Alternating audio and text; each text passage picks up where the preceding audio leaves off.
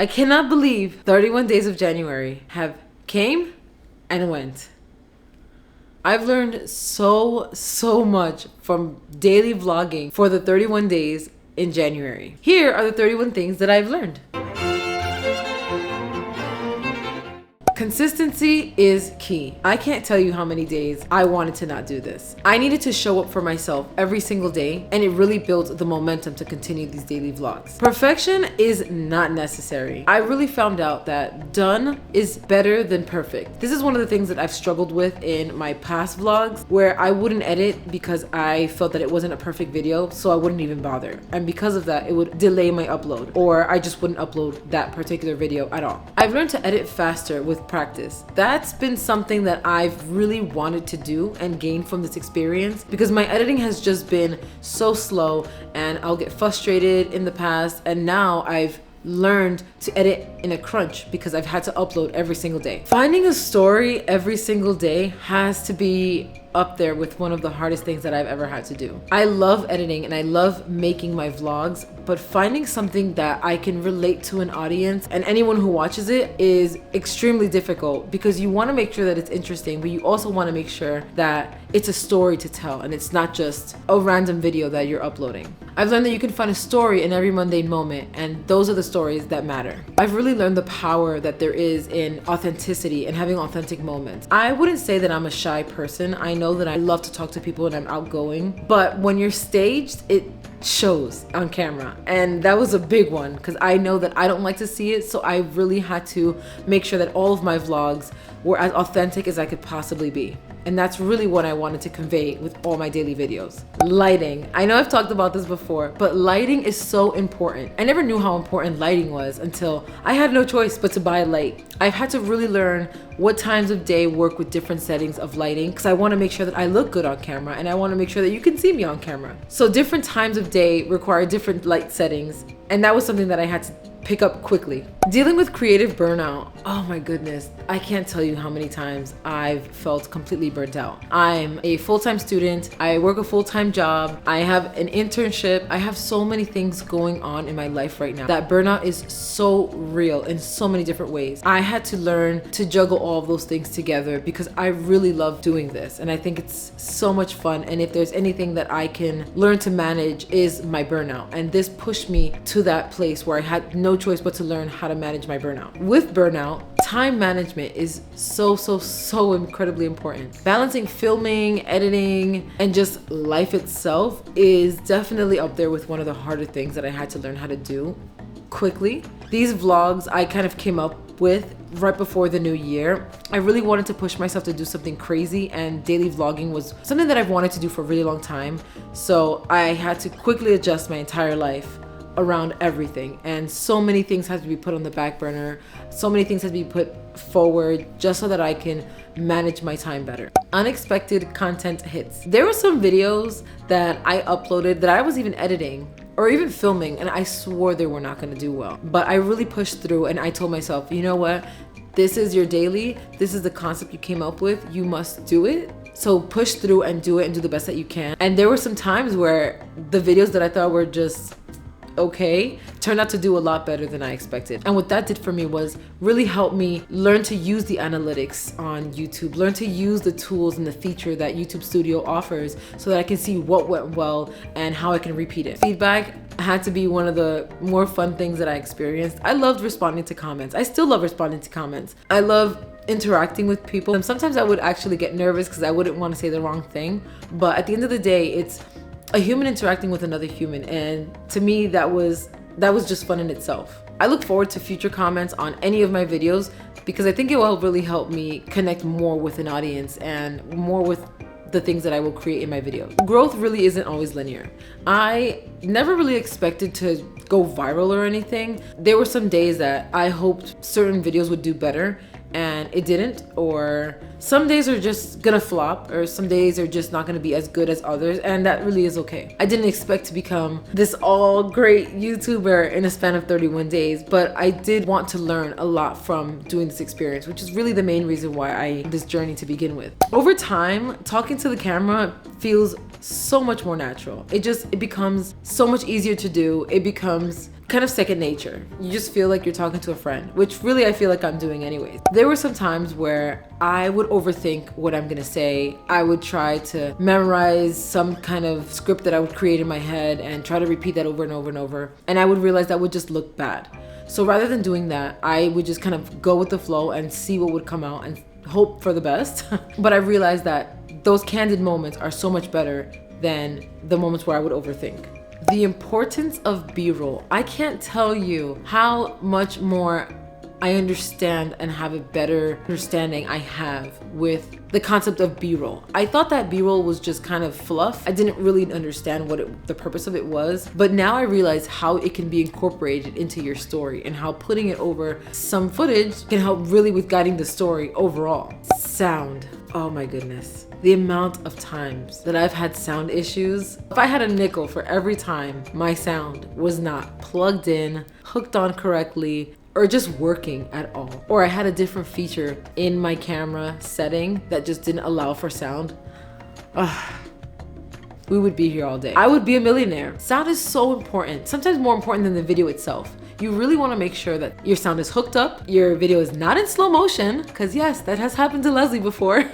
And you really want to make sure that your audio is as crisp and clear as possible. Learning to let go of self-judgment on camera. If I've learned anything, is how much I am just doing this for myself and how much self-judgment can really hurt you. I really had to let go of my self-judgment on camera. I couldn't judge myself for the way that I looked. I couldn't judge myself for not wearing makeup, not having enough jewelry, not looking like everybody else on the internet. I just wanted to do this and be my most authentic self. And that's something that I'm very appreciative of this process that has taught me to let go of. The smallest details really connects you with viewers. There are some videos where I will feel like, maybe I shouldn't say that. Maybe I shouldn't even mention this. But sometimes it can be the most relatable thing to someone else. You know when you were in school and you had a question that you wanted to ask, but you thought it was really silly to ask, so you didn't ask it. But the teacher says you can ask any questions. No question is too silly to ask. And then you do finally ask the question, and then everyone else had the same question. That's kind of how I feel about that. We can create connection with one another because we're all living this life and we all go through similar things. So if I'm bringing something up, for example, when I was in Bondi Beach in Australia, I really wanted to know about the waves and what it meant that certain sides of the beach were closed, certain sections of the beach were closed. So I felt a little silly going up to the lifeguards and asking them this. I thought that they might think that I was dumb for asking, but I knew I wasn't the only one who had this question. So I decided to put it in my video. It also gave me the opportunity to talk to the lifeguards and make a connection with them and see what it's like to be in the beach in Australia. It was my first time there. Not every day needs to be exciting and engaging. I think stories are more important than anything else. But there were some days where I really couldn't find anything that was exciting or over the top to talk about. And that was okay because I could find something that was relatable to talk about instead of something that was crazy or, oh my goodness, pow in your face, I need to get views. I thought that it was more important to get a good story. I also learned about quick editing tricks to save me so much more time that I didn't know prior to, which when you're daily vlogging, to have a system in place when you're editing. These tricks have saved me hours. It was simple little things too, like how to cut a video, how to put sound over a video, how to put text over a video, how to do an overlay. These simple little things have saved me so much more time now that I've learned how to do it at a faster pace. Batching content is so incredibly important, especially when you're busy. I can admit that this was something that I wish I did more of because it would have helped me so much with my anxiety and the stress that I was going through with this. But the days that I was able to batch my content, it was so much more helpful. Music is so important. I can't tell you how many vlogs I've seen myself where I'm like, this music is not matching what I'm watching, so I would probably click off, or depending on who the vlogger is, I would stay to watch it just to see the information. But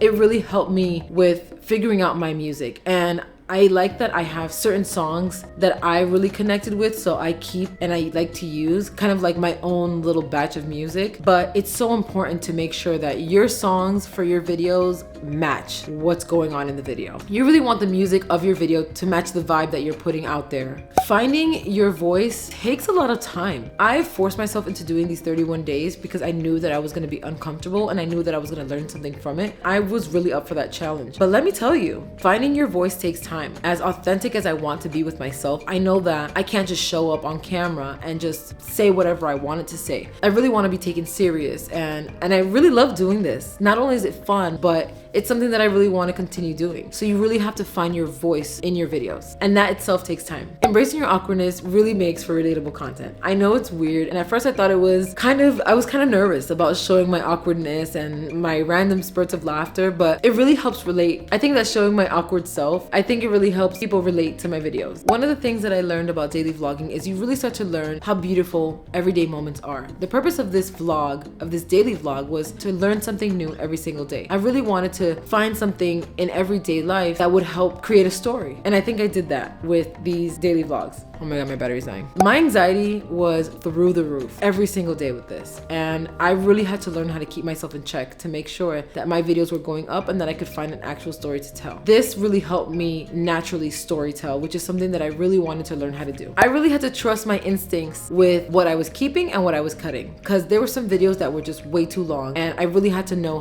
what I was gonna leave and what I was gonna take out, if it added to the story or not. That was something that I really needed to trust myself in doing. There were some times where I would plan a video, have a script, thought that I was doing amazing, and I would toss the whole thing out and not even notice it, because spontaneity really beat the script. And most times spontaneity. Okay, we're back. Charging your equipment, very important. Do not let your camera die on you. It throws everything off. Your environment really influences your creativity. If there's another thing that I can say about the reason why I started this vlog, it's because I was kind of tired of the mundane of my everyday life. I wanted to find a story in my mundane. All I do is go to work, go to school, do my internship, but I wanted to see if I can do something else. Every day was kind of looking the same. So I wanted to push myself to try new foods, to meet new people, to go outside when I didn't want to really push myself out of my comfort zone and create these vlogs. Sometimes shorter videos are better than the longer ones. I found that in a lot of my other vlogs, I would go on tangents, kind of like I'm doing right now, but there's a purpose to this video. In many vlogs, or many times, I would talk to camera and I would be so comfortable talking that I would just go on these tangents forever. And I would have to really cut those shorter because my point would come across within the first couple seconds and I would continue going. And sometimes it's just not necessary. And in those instances, I realized that shorter videos do perform better. Long videos perform well, but I found that sometimes short and sweet is better than long and wordy. I knew I wasn't doing this for the views. I wasn't in this to become super viral, super fast. It would have been great and I would have loved it. And I'm definitely open to any opportunities that are out there if anyone. I really had to continue to keep myself motivated when the views were low. I had to remind myself why I was doing this to begin with. To learn something, I wanted to give myself the opportunity to follow my passions and my dreams, something that I didn't do earlier on in life because of fear. And I wanted to let that fear go. And last but certainly not least, just reflecting on how much I've improved since the first video is kind of crazy. I've gotten so much more comfortable in front of a camera. Not that I wasn't, but I've gotten more comfortable. I learned to really love doing this even more so. I've learned different tricks and I really hope to improve. I'm gonna take so much away with this, and I've created more videos in doing these daily vlogs than I did last year after 6 months of uploading once a week. So yes, it is hard, but definitely it is worth it. I hope to come back to this eventually and maybe sometime this year do it again. I'm not exactly sure. I can't really say. My plan was to do 31 days and I feel so accomplished that I was able to even do it. I feel more confident going forward and creating my future vlogs and creating my next videos just because of all the things that I've learned from this daily vlogging. I'm really excited for the stories that I'm going to create, the stories that I'm going to tell. I'm excited to bring you along with me. The main thing that I've learned from this is just to have fun and really to be myself. So with that, this is not a goodbye. So with that, I will see you next time in my next video, and I'm excited to see you there too.